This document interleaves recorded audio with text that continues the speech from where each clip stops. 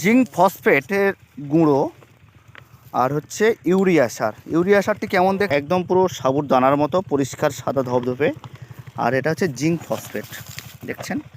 এটাকে এক জায়গায় মাখিয়ে, তো দর্শক এখানে এই মিক্সটা মাখানোর পরে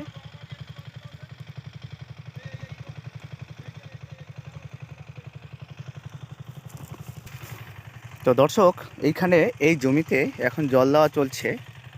এক ভাই এবারে সারটা ছড়িয়ে দেওয়া হচ্ছে, এরপরে এখানে এগুলোকে রোয়া হবে। দেখছেন চারিদিকে, দেখছেন একটা পড়ন্ত বিকালে সূর্য ডুবু ডুবু ভাব, এইরকম একটা সিচুয়েশানে এদিকে দেখছেন এইগুলো আমাদের এই জমিতে এগুলো করা হচ্ছে।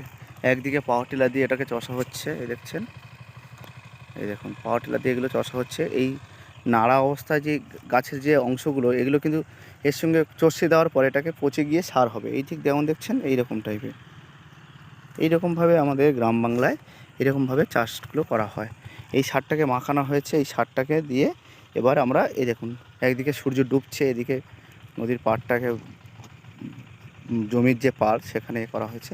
এইবার এখানে আমরা এটাকে শুরু করব। ধন্যবাদ।